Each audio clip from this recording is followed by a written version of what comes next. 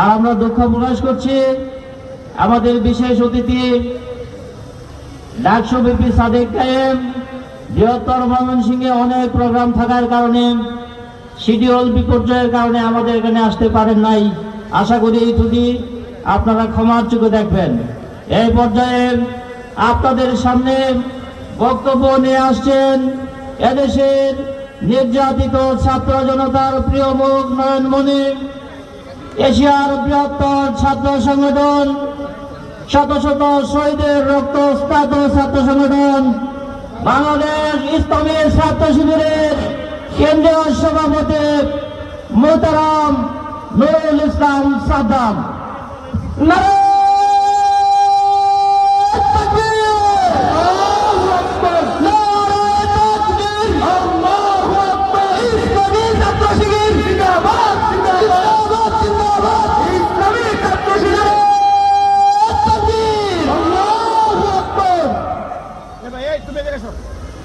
বিসমিল্লাহির রহমানির রহিম। আজকের এই বিশাল নির্বাচনী জনসভায় বাংলাদেশ ডেভেলপমেন্ট পার্টি, জামাত ইসলামী সহ 11 দলীয় নির্বাচনী ঐক্যের এই বিশাল সভায় আমাদের মাঝে উপস্থিত রয়েছেন জাতীয় নেতা, নান্দাইলের গণমানুষের নেতা, ফ্যাসিবাদ বিরোধী আন্দোলনের অন্যতম গুরুত্বপূর্ণ ব্যক্তিত্ব আনোয়ারুল ইসলাম চান সহ অন্যান্য নেতৃবৃন্দ উপস্থিত রয়েছেন। বাংলাদেশ জামাত ইসলামীর উপজেলার নেতৃবৃন্দ, জাতির জাগ্রত বিবেক সাংবাদিক বন্ধুগণ, আইন শৃঙ্খলার দায়িত্বে নিয়োজিত বাহিনীর সদস্যবৃন্দ, প্রিয় নান্দাইলের বীর জনতা, আসসালামু আলাইকুম ওয়া রাহমাতুল্লাহি ওয়া বারাকাতুহু। আপনারা কেমন আছেন?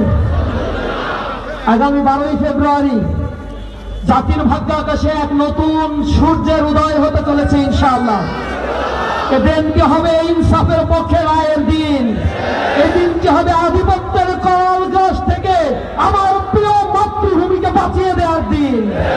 এদিনটি হবে চাঁদাবাজ, ধর্ষক, লুণ্ঠন, পাপাচার, হত্যা, ধর্ষণের বিরুদ্ধে এক গণ আজাদী আন্দোলনের দিন। এই আজাদীর আন্দোলনে আজাদীর সন্তানেরা প্রস্তুত আছে তো? আমরা নতুন বাংলাদেশ গড়ে তোলার জন্য অঙ্গীকারবদ্ধ। জুলাইয়ে যে আবু সাঈদ রক্ত দিয়েছিল, বুক চিতিয়ে দাঁড়িয়ে এসে বলেছিল আমার অধিকার দাও, অন্যথায় রক্ত দিয়ে আমার অধিকার আমি আদায় করব। নির্মুগ্ধ পানি হাতে নিয়ে বলেছিল যতটুকু সামর্থ্য আছে ততটুকু দিয়ে গেলাম। আজাদীর সন্তানেরা জেগে ওঠো, বিপ্লব হবে ইনশাআল্লাহ। শহীদ আলী রায়হান জীবন দিয়েছে, শহীদ ওয়াসিম জীবন দিয়েছে। সর্বশেষ এই ভূমিকে আধিপত্যবাদ থেকে মুক্ত করার জন্য শহীদ শরীফ ওসমান বিন হাদি রাজপথে দাঁড়িয়ে থেকে বলেছে কোন রাজনীতিবিদদের ঘরে বসে থেকে মৃত্যুবরণ করা অপমানজনক। রাজনীতি করতে বেশি জনগণের কাতারে দাঁড়িয়ে জীবন দিতে প্রস্তুত আছি। শহীদ শরীফ বিন ওসমান হাদি জীবন দিয়ে আমাদের দেখিয়ে দিয়েছে আমরা মায়ের উদর থেকে শাহাদাতের তামান্না নিয়েই জন্মগ্রহণ করি। উদয় বা অস্ত্রের কোন ক্রান্তি আমাদের ভিতর বিহ্বল করতে পারে না। আমরা নেমেছি মানুষের অধিকার আদায়ের জন্য। যতক্ষণ না পর্যন্ত অধিকার আদায় হয় আমাদের আন্দোলন চলবে ইনশাআল্লাহ। প্রিয় বিপ্লবী জনতা, আগামী 12ই ফেব্রুয়ারি এ জাতির জন্য গুরুত্বপূর্ণ দিন। এদিন ত্রয়োদশ জাতীয় সংসদ নির্বাচন এবং হ্যাঁ ভোটের পক্ষে রায় দেওয়ার জন্য গণভোট অনুষ্ঠিত হবে ইনশাআল্লাহ। দীর্ঘ 15 বছর আমি আমার জীবনে ভোট দিতে পারি নাই। একটা আক্ষেপ, এই তরুণ ভোটার 4,60,00,000 তরুণ ভোটার যারা তাদের জীবনে ভোটাধিকার প্রয়োগ করতে পারে নাই, এই তরুণ ভোটাররা এবার মুখিয়ে আছে ভোট দেওয়ার জন্য। তারা মুখিয়ে আছে, তাদের জীবনের প্রথম রায় এক ঐতিহাসিক রায় হবে ইনশাআল্লাহ। আপনারা দেখেছেন বাংলাদেশের যত জরিপ সংস্থা জরিপ করেছে, বিদেশি সংস্থা জরিপ করেছে, তারা বলেছে তরুণদের অধিকাংশই এবার ইনসাফের পক্ষে রায় দেওয়ার জন্য দাঁড়িয়ে আছে। আর সেই ইনসাফের প্রতীক হচ্ছে ফুলকুপি, ইনসাফের প্রতীক হচ্ছে দাড়িপাল্লা, এর পক্ষে বাংলাদেশের প্রত্যন্ত অঞ্চল পর্যন্ত আজ গণজোয়ার তৈরি হয়েছে। এজন্য এই দিন সকালবেলা ভোরেই আপনারা প্রস্তুতি নিয়ে খাবার খেয়ে দলবদ্ধ হয়ে ভোটের জন্য যাবেন। ভোট দিয়ে ভোট কেন্দ্রে অবস্থান করে শেষ পর্যন্ত ভোট গুনে নিয়ে বাড়ি যাওয়ার জন্য প্রস্তুতি নিয়ে যেতে হবে ইনশাআল্লাহ। যদি এবার কেউ ভোট ডাকাতি করতে আসে, তাদেরকে বলে দিবেন, তোমার মায়ের কাছ থেকে, স্ত্রীর কাছ থেকে, সন্তানের কাছ থেকে বিদায় নিয়ে আসো। ভোট ডাকাতি যদি কোন মায়ের সন্তানের বুকের স্পর্ধা থাকে, তাহলে নন্দাইলবাসীর সামনে এসে দেখুক, ভোট ডাকাতদের এবার চিরতরে সাইজ করে দেওয়া হবে ইনশাআল্লাহ। অনেক দিন ধরে আমাদের ভোটাধিকার হরণ করা হয়েছে, এই দেশকে নিয়ে চলচাতুরি করা হয়েছে, বারবার দেশের মানুষের সাথে প্রতারণা করা হয়েছে। স্বাধীনতা যুদ্ধের সময় যখন এপ্রিলে যুদ্ধের ঘোষণা পত্র পাঠ করা হয়েছিল, তখন শেখ মুজিবুর রহমান ছিল জেলখানায়।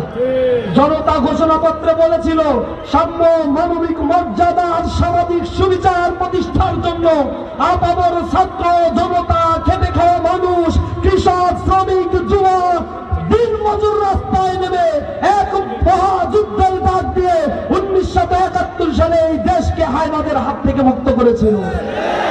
কিন্তু স্বাধীনতা যুদ্ধের পরে ভেসে আসা, জেলখানায় থাকা সেই শেখ মুজিবুর রহমান দেশে এসে অবিসংবাদী নেতা হয়ে গেছে। দেশে 71 সালের 9 মাস কি চলেছে, এই হত্যাযজ্ঞের নাগপাশ থেকেও সে যায় নাই, ইভেন ঘোষণাটা পর্যন্ত সে মুক্তিযুদ্ধের দেয় নাই। কিন্তু এসে মহানেতা, জনগণ তাকে মাথায় উঠিয়ে রেখেছে। 72 পরবর্তী সব দলগুলোকে নিষিদ্ধ করে, সংবাদ মাধ্যম সব নিষিদ্ধ করে, এক দলীয় বাকশাল কায়েম করে এদেশে এক ভীতি সন্ত্রস্ত অবস্থা সে তৈরি করেছিল।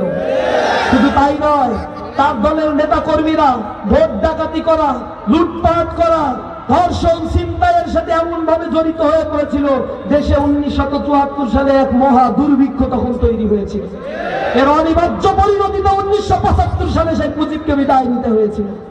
দেশ ভেবেছিল এবার গণতান্ত্রিক ধারায় ফিরবে, কিন্তু 100 কবলে 10 বছর পরে জাতি তার অধিকার থেকে বঞ্চিত হয়েছে। 90 স্বৈরাচার বিরোধী আন্দোলনে কাঁধে কাঁধ মিলিয়ে দেশের জনতা দেখিয়ে দিয়েছে কিভাবে স্বৈরাচারের পতন ঘটাতে হয়। কিন্তু স্বৈরাচারের পতনের পরে এমন এক দল আবার আসলো, যারা ঠিক সেই কাজেরই পুনরাবৃত্তি করা শুরু করলো। আবার সেই দেশকে বারবার দুর্নীতিতে চ্যাম্পিয়ন বানালো, মানুষের অধিকার নষ্ট করলো, আয়নাঘর তৈরি করলো, গুম খুন করলো, মানুষকে তার অধিকার থেকে বঞ্চিত করে পুকুর দখল করলো, রাস্তাঘাট, ঘের বাড়ি বাড়ি তৈরি করতে গেলে চাঁদা দেওয়া লাগে, মানুষের জীবন এক অতিষ্ঠ পাপাচারের মধ্যে তারা লিপ্ত করে দিল।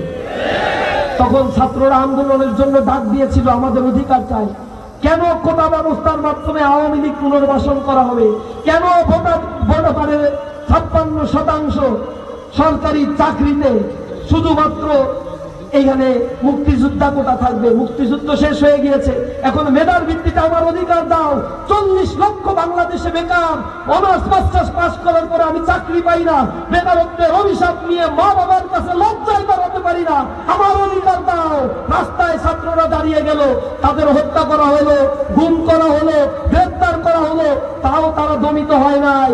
এরপরে জনতা দেখলো এখনই মুখ্যম সময়, এর বিরুদ্ধে অবস্থান না নিলে দেশটাকে তারা দেউলিয়া করে ছাড়বে, জাহান্নাম বানিয়ে ছাড়বে। ওই জুলাই বিপ্লবে মাত্র 250 ছাত্র জীবন দিয়েছে, 1400 মানুষ মারা গেছে, 1200 মানুষ মারা গিয়েছে যারা দিন মজুর, ছোট্ট রিয়াগো, ছোট্ট শিশু, কুলি মজুর, খেটে খাওয়া মানুষ তারা জীবন দিয়েছে। এই জুলাই বিপ্লব কারো একার বাবার সম্পত্তি নয়, এই জুলাই বিপ্লব এদেশের 18 কোটি মানুষের বিপ্লব। বিপ্লব পরবর্তী জনতা ভেবেছিল একটা রাজনৈতিক পরিবর্তন আসবে, কিন্তু তা আসে নাই। অনলাইনে বৈশা একটা দলের প্রধান গুপ্ত বাহিনীর মতো অনলাইনে দল চালানো শুরু করে দিয়েছে। তার দলের নেতা কর্মী 16 বছর অবুদ্ধ থেকে জালিম মজলুম ছিল, মজলুম থেকে জালিমে পরিণত হয়েছে। আওয়ামী লীগ পালিয়ে গিয়েছে, প্রত্যেকটা জায়গা তারা দখল করেছে, রাস্তাঘাট, ঘের বাড়ি, টোল আদায়ের জায়গা, মানুষকে অতিষ্ঠ করে রাখছে। একটা শ্রমিক কষ্ট করে মুড়ি বিক্রি করে 200-300 টাকা ইনকাম করে, তার কাছ থেকে 100 টাকা এই ইয়াতীমের সন্তানগুলো টাকা নেয়। কতটা খারাপ হতে পারে এই দলের মানুষগুলো। আমরা তাদের বারবার বলেছি লাইনে আসো, জনগণ কিন্তু তোমাদের এইভাবে এগুলো পছন্দ করে না, আসো সবাই মিলে ইনসাফের ঐক্যবদ্ধ বাংলাদেশ গড়ি। তারা আমাদের কথা শুনে নাই, আমাদের বলে রাজাকার। আমরা বলছি আমরা রাজাকার হয়ে গেলাম, এতদিন একসাথে ছিলাম এখন রাজাকার? বলছে হ্যাঁ তোমরা রাজাকার, কারণ আমাদের চুরি করতে দেবে না, তোমরা রাজাকার। আমরা বলছি মানুষ হত্যা করো কেন? তোমার দলের লোক হোক, তাও তুমি পাথর মেরে কেন হত্যা করবো তাদের জন্য? বলে তোমরা হচ্ছে স্বাধীনতা বিরোধী, তোমরা গুপ্ত। কারণ আশ্চর্য, তোমরা নিজেদের লোককে পাথর মেরে মেরে ফেলবা, আমরা কিছু বললে আমরা গুপ্ত। বলে হ্যাঁ তোমরা গুপ্ত, তোমরা রাজাকার, তোমরা আলমদর আশ্বাস। আমরা বলছিলাম ভাগ খাইনি রে, কোনো কিছু বলাই যাবে না তোমাদের। বলবে না, এখন আমরা নির্বাচন চাই, নির্বাচন দিলেই 280 সিট নিয়ে সাথে সাথে সংসদ দখল করব, আর এরপরে যা ইচ্ছা তাই করব। আমরা বলছি এই দেশ এখন আর সস্তা মামু বাড়ির আবদার না, শিয়ালের কাছে এখন আর মুরগি বর্গা মানুষ দিবে না। তোমাদের চরিত্র 10 বছর মানুষ দেখে ফেলছে। এখন পর্যন্ত জুলাইয়ের পরে 73 জন মা বোনকে তারা ধর্ষণ করেছে। 3-4 দিন আগে তারা মিরেশ্বরায়ে 7ম শ্রেণীর একজন বোনকে গণধর্ষণ করেছে। লজ্জিত এ বাংলাদেশ, এই জালেমদের হাতে এই বাংলাদেশ আর নিরাপদ নয়। প্রতি ইঞ্চি মাটিকে তারা ধ্বংস করে ছাড়বে। এদের বিরুদ্ধে আমরা কথা বলছি, আমরা বলেছি আমরা ইনসাফের বাংলাদেশ চাই। তারা বলেছে আমরাও দুর্নীতিমুক্ত বাংলাদেশ গড়ব। আমরা বলছি তোমাদের ব্যাড রেকর্ড কি?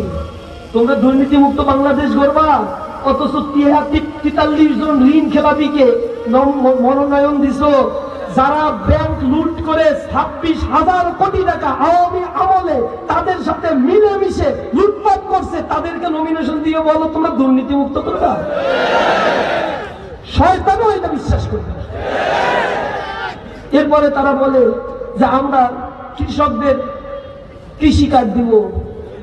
আমরা বলছি তোমরা তো 2001 সালে বলছিলা তোমরা কৃষকদেরকে তাদের 5,000 টাকা ঋণ সহ মওকুফ করে দিবা, কই দিলা না তো? এখন আবার বলতেছো 10,000 টাকা ঋণ সহ মওকুফ করে দেবা। বেঈমানিরা জায়গা পাও না, মুনাফিকিরা জায়গা পাও না। বলে আমরা বেকারদের ভাতা দিব। আমরা বলছি 2001 সালে বলছিলা বেকারদেরকে ভাতা দিবা, কই ভাতা তো দেও নাই, এখন আবার বেঈমানি শুরু করছো। বলছিল স্বাস্থ্য বীমা করে দিব 2001 সালে, কই কোথায় দিছো স্বাস্থ্য বীমা? আমরা বলেছি তোমরা তো পরপর 3 বার দুর্নীতিতে চ্যাম্পিয়ন হয়েছো। বলে তাইলে আমাদের সাথে তোমরা ছিলা কেন তখন? আমরা বলছি 3টা মন্ত্রণালয় আমরা চালাইছি, 1 পয়সার দুর্নীতিও তো পাও নাই। বলছে তখন পদত্যাগ করো নাই কেন? আমরা বলছি ওই শকুনের দৃষ্টি থেকে অন্তত 3টা মন্ত্রণালয় তো হেফাজত করার জন্য থাকতে হবে। দুর্নীতিতে বাংলাদেশে 3 বার পৃথিবীর বুকে চ্যাম্পিয়ন হয়েছে, আর সেই সময়ে জামাত ইসলামীর 3 জন মন্ত্রী 100 পরিমাণ টাকার দুর্নীতি করে নাই। চিন্তা করতে পারেন। আবার তারা বলে বাংলাদেশকে দুর্নীতি মুক্ত করবে, বাংলাদেশকে সন্ত্রাস মুক্ত করবে, বলে চাঁদাবাজ মুক্ত করবে। এগুলো শুনলে ছোট বাচ্চা শুনেও হাসে। বেঈমানি আর মুনাফিকি রাস্তা বন্ধ করো। এরপরে তার নেতা চট্টগ্রামের 13 আসনে সংসদ সদস্য প্রার্থী, তার নাম নিলাম না, সে গতকালকে বলছে দয়া করে 12 তারিখ পর্যন্ত কেউ চাঁদাবাজি করো না। জনগণ বলছে না 12 তারিখ পর্যন্ত চাঁদাবাজি করো না, মানে তারপরে কইল। জনগণ তোমাদের চেহারা চিনে ফেলছে, রক্ত ফ্যাসিবাদীদের স্থান এই বাংলার জমিনে আর হবে না। আমরা যতদিন বেঁচে আছি তোমাদের মনে রাখা উচিত, আমাদের বোনেদের গায়ে হাত দিচ্ছে, বোনেদের কাপড় খুলে ফেলতে চায়, বোনেদেরকে লাঠি মারছে দেখছেন? আমাদের বোনেরা যখন প্রচারণায় যায় বলে তোমরা ঘরে থাকবা, কেন তোমরা বের হইছো? আবার তার নেতারা বলে এই দলে কোনো নারী নেতৃত্ব নাই।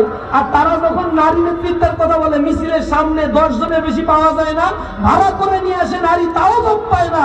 আর জামাত ইসলামী 1 টাকা ছাড়া লক্ষ লক্ষ মা বোনরা রাস্তায় নেমে চলে আসে। এটা দেখা তাদের মাথা খারাপ হয়ে গেছে, গায়ে হাত দিচ্ছে। আমরা বলছি ভীতু কাপুরুষের মতো ছাত্র শিবিরের সাথে পারিস না, এখন আমার বোনেদের গায়ে হাত দিস। তোরা জেনে রাখ, আমরা লক্ষণ সেনের বংশধর নই, আমরা শহীদ কুতুবুল বংশধর। যদি চালাবি তাহলে দেখে যাবি। সংশয় আর উচ্চারণ করে দিচ্ছি, বাংলাদেশে জনগণ এখন আর বোকা নাই, তাদেরকে বিক্রি করে খাওয়ার দিন শেষ। জামাত ইসলামী তার মানবিক ইশতেহার ঘোষণা করেছে। জামাত ইসলামী বলছে যদি ক্ষমতায় যেতে পারে তাহলে এই দেশে জনগণের কাছে জবাবদিহিমূলক একটা সরকার হবে। আমরা সরকারের দেশের মালিক হব না, আমরা হব দেশের জনগণের খাদেম। ট্যাক্স ফ্রি কোন ধরনের সুযোগ সুবিধা কোন এমপি বা মন্ত্রী জামাত ইসলামের গ্রহণ করবে না। আপনারা দেখেছেন ঢাকা বিশ্ববিদ্যালয় ইসলামী ছাত্র শিবির যখন কাজ করেছে 4 মাস, তারা বলেছিল আমাদেরকে নির্বাচিত হওয়ার আগে তোমরা যদি নির্বাচিত হও তাহলে মেয়েদের ঘর থেকে বেরোইতে দিবা না, বোরকা পরবে, বোরকা ছাড়া বেরোতে দিবা না, খবরদার তোমরা ভোট দিও না। আমাদের বোনেরা সংঘবদ্ধ হয়ে ভোট দিছে তাদের। ছাত্র শিবির বিজয় অর্জন করার পরে 4 মাস পরে এসে বোনেরা নিরাপদে বলতে পারে ক্যাম্পাসে আমাদের দিকে চোখ উঁচু করে কেউ তাকায় না। আগামীর বাংলাদেশের জামাত ইসলামী ক্ষমতায় আসলে একজন নারী বাংলাদেশের টেকনাফ থেকে তুলিয়া হেঁটে যাবে, আল্লাহর ভয় ছাড়া তার অন্তরে আর কারো ভয় থাকবে না। কোন দুষ্কৃতকারী আমার মায়ের দিকে আমার বোনের দিকে চোখ তুলে তাকাবে তার চোখ উপড়ে ফেলা হবে। এমন নিরাপদ বাংলাদেশ আমরা করে দিব। ডাকসু ডাকসু রাকসু চাকসু আপনাদের সন্তানরা নতুন বন্দোবস্তের পক্ষে ভোট দিয়েছে, পচা বন্দোবস্ত চুপ ফেলে দিয়েছে। আপনারা কি রাজি আছেন নতুন বন্দোবস্তে ভোট দিতে? ফুলকপির জন্য জেগে উঠে। এজন্য আমরা ক্যাম্পাসে বলেছি প্রশাসন আমাদের সহযোগিতা করে না, আমরা ওর কাছ থেকে টাকা চেয়ে নিয়ে আসে প্রতি মাসে ডাকসু রাকসু চাকসু জাকসুতে সংবাদ সম্মেলন করে মানুষের কাছে আমরা উপস্থাপন করছি, দেখেন আমাদের এত টাকা আয় এত টাকা ব্যয়। কোন একজন ব্যক্তি যদি বলতে পারে 100 টাকার দুর্নীতি আমরা করেছি, হাজির করেন, আমরা আমাদের দায়িত্ব ছেড়ে চলে যাব। আমাদের ডাকসুর নেতারা নির্বাচিত হওয়ার পরে তাদের গাড়িও হয় নাই, বাড়িও হয় নাই, নতুন কাপড়ও বদলায় নাই, কিছুই হয় নাই। এটাই বাংলাদেশের চিত্র যা আমরা ক্যাম্পাসগুলোতে দেখিয়েছি। জামাত ইসলামী ক্ষমতায় আসলে জনগণের কাছে এমপি মন্ত্রীরা সব হিসাব পাই টু পাই দিতে বাধ্য থাকবে এবং সেইটা ডাক্তার শফিকুর রহমান বাস্তবায়ন করে ছাড়বেন ইনশাআল্লাহ। তিনি সে ওয়াদা দিয়েছেন। আপনারা ফুলকপি মার্কায় চান ভাইকে চিনেন, আপনাদেরই সন্তান, জন্ম থেকে তাকে চিনেন, কিভাবে তিনি বড় হয়েছেন, কিভাবে মানুষের কাছে আদা করেছেন। একটা দলের প্রধান হওয়ার পরে তার কাছ থেকে একজন ব্যক্তি একটু পরিমাণ ক্ষতির সম্মুখীন হয়েছে তার কথা বলতে পারবে না। এমন মানুষদেরকে এই জাতির জন্য খুবই প্রয়োজন। আজকে বোনদের কাছ থেকে টাকা দিয়ে ভোট কিনতে চাচ্ছে না। বিশ্ববিদ্যালয়ে কি করছে জানেন? 3000 টাকা করে দিছে, বোনদেরকে একটা শাড়ি দিছে, পাঞ্জাবি দিছে। আমাদেরকে বলে কি করব, আমরা বলছি নাও, কারণ এই যে টাকা দিচ্ছে এগুলো সাদাবাজির টাকা। এই গুলিস্তান অঞ্চলে চাঁদা পাইয়া যে টাকা তার একদিনের খরচ তোমাদের দিচ্ছে, তোমরা যদি তারে জিতাও তাহলে ওই যে 1 বছরের 365 দিনে 365 গুণ টাকা উসুল করে ছাড়বে তারা। সুতরাং যে টাকা দিচ্ছে ওইটা নাও, ওইটা তোমার জন্য জায়েজ, ওইটা হালাল, সমস্যা নাই, কিন্তু ভোট দেওয়ার সময় জায়গা মতো দিয়ে দিবা। ওই ভুল করিও না। কোরআনের উপরে হাত দিয়ে কেউ দর্শন করতে বললে দর্শন জায়েজ হয় না। সুতরাং কেউ টাকা দিয়ে যদি ভোট বিক্রি করে ফেলেন সেটাও আপনার জন্য জায়েজ হবে না, হারাম হবে। সুতরাং টাকা দিলে টাকা নেবে, ওইগুলো চাঁদাবাজির টাকা, ওর টাকা না, ও টাকা ও উসুদ করে ছাড়বে। ওর নাম বিএমপি, ও দল করেই খাওয়ার জন্য, পাওয়ার জন্য। খাইতে আর পাইতে না পারলে ওরা রাজনীতি ছেড়ে দিলে দেখবেন, একটা লোকও খুঁজে পাবেন না দেখবেন। এটা জামাত ইসলামী অথবা ডেভেলপমেন্ট পার্টি না যে কিছু না পাইলো 1 টাকাও দেওয়া লাগছে। এখানে এই লোকেরা আসছেন, 1 পয়সাও নিছেন, 1 পয়সাও লাগে নাই, খরচ হয়নি। এইটাই হচ্ছে আমরা, আমাদের সাথে ওদের পার্থক্য এইখানে। সুতরাং আমরা বলেছি ভোট দেওয়ার ক্ষেত্রে ইনসাফের প্রতীকে ভোট দিবেন, কারণ ভোটটা দিয়ে এমন কাউকে যদি নির্বাচিত করেন সে যদি এই ভোট পাওয়ার পরে অপকর্ম করে, আল্লাহর কসম করে বলি কে আমাদের ময়দানে আল্লাহ আপনাদেরকে দায়ী করবে। এজন্য সতর্ক থাকবেন, সতর্ক করবেন। জামাত ইসলামী তার ইশতেহারে বলেছে এই 11 দলই যদি সরকার গঠন করতে পারে আধুনিক হাসপাতাল কেন্দ্র প্রতিটি জেলা উপজেলায় গড়ে তোলা হবে। চিকিৎসা সেবায় 70% মানুষ দুর্নীতির শিকার হয়। সরকারি হাসপাতালগুলোতে গেলে আপনারা চিকিৎসা পান না, প্রেসক্রিপশন লিখে দেয়। যখন চিকিৎসার জন্য আপনারা যান সেখানে টেস্ট করতে দিলে সব মেশিন থাকে নষ্ট, অথচ এই স্বাস্থ্য খাতে লক্ষ কোটি কোটি টাকা বরাদ্দ দেওয়া হয়। সব টাকা উপর থেকে নিচ পর্যন্ত আস্তে আস্তে লোপাট হয়ে যায়। এই জায়গায় জামাত ইসলামী যদি দুর্নীতি বন্ধ করতে পারে, আত্মনির্ভরশীল একটি বাংলাদেশ গঠন করবে, এখানে কর্মসংস্থানের সৃষ্টি হবে। জামাত বলছে 7 কোটি মানুষকে দেশে এবং বিদেশে প্রশিক্ষণ দিয়ে কর্মসংস্থানের ব্যবস্থা জামাত ইসলাম নিশ্চিত করবে। বৈদেশিক বিদেশে যাওয়ার ক্ষেত্রে যে মধ্যস্বত্বভোগী দালাল যারা, যে দালালগুলো আনস্কিল লেবার মানুষকে বিদেশে পাঠায়, তাদের দক্ষ করে গড়ে তোলে না, অতিরিক্ত টাকা নিয়ে পাঠায়, হাড় ভাঙা পরিশ্রম করে, এটা হবে না। আমরা প্রশিক্ষণ দিয়ে বিদেশে এই শ্রমিকদেরকে পাঠাবো, আমাদের রেমিটেন্স কয়েক গুণ বেশি বেড়ে যাবে ইনশাআল্লাহ। এরপরে আমরা বলছি বেকার যারা রয়েছে তাদেরকে কর্মক্ষেত্রে প্রবেশ করানো হবে, তাদেরকে টাকা জাকাতের ফান্ড গঠন করা হবে, বিশাল এক ফান্ড গঠন হবে, প্রত্যেকটা মানুষ জাকাত ফান্ডে টাকা দিবে। আর এখান থেকে দরিদ্র মানুষের সোশ্যাল সেফটি নেট প্রোগ্রামের কার্যক্রম 10,000 টাকার অধিক বেকারদের এখানে কর্জে হাসানা প্রদান করা থেকে শুরু করে দেশি বিদেশি কর্মসংস্থান সৃষ্টি, দুর্নীতি বন্ধ, রাস্তাঘাট নির্মাণ, স্বাস্থ্য খাতের উন্নয়ন, পর্যটন হাব তৈরি করে দেয়া, কর্মসংস্থান বৃদ্ধি করে দেয়া, সামগ্রিকভাবে আমরা এই বাংলাদেশকে যেভাবে গড়ে তুলতে প্রয়োজন সেই এক ইনসাফ আর মানবিক বাংলাদেশের একটি রূপরেখা জামাত ইসলামী ইতিমধ্যেই দিয়েছে। সুতরাং আগামী 12ই ফেব্রুয়ারি আপনারা হ্যাঁর পক্ষে থেকে ফুলকপি মার্কায় ভোট দিয়ে নতুন বাংলাদেশের স্বার্থে হবেন ইনশাআল্লাহ। দুলিতেছে তরি, ফুলিতেছে জল, ভুলিতেছে মাঝি পথ, ছিড়ি আছে পাল, কে ধরিবে হাল, আছে কার হিম্মত। নান্দাইলবাসীর হিম্মত আছে? নান্দাইলবাসীর হিম্মত আছে? বাংলাদেশে কোনো মার্কা আছে? নান্দাইলের কোনো মার্কা আছে? কোন সে মার্কা? কোন সে মার্কা? কাজটা বলো। আমরা ফুলকপির পক্ষে থেকে আগামীতে যে নান্দাইলে গণজোয়ার সৃষ্টি হয়েছে, আমরা চান ভাইকে সংসদে পাঠিয়ে নান্দাইলের পক্ষে তিনি কথা বলবেন, নান্দাইলের রূপকল্প তিনি তৈরি করবেন, নতুন নান্দাইল আমরা গড়ে তুলবো ইনশাআল্লাহ। সকলকে সেই 12ই ফেব্রুয়ারি নতুন বাংলাদেশ তৈরির জন্য উদাত্ত আহ্বান জানিয়ে আমার কথা এখানেই শেষ করছি। আসসালামু আলাইকুম ওয়া রাহমাতুল্লাহি ওয়া বারাকাতুহু। সভাপতির সমাপনী বক্তব্য দিচ্ছেন শহরে কাফেলা মজলুম সংগঠন বাংলাদেশ জামাত ইসলামী নান্দাইল উপজেলা শাখার সংগ্রামী আমির মজলুম জননেতা কাজী শামসুদ্দিন।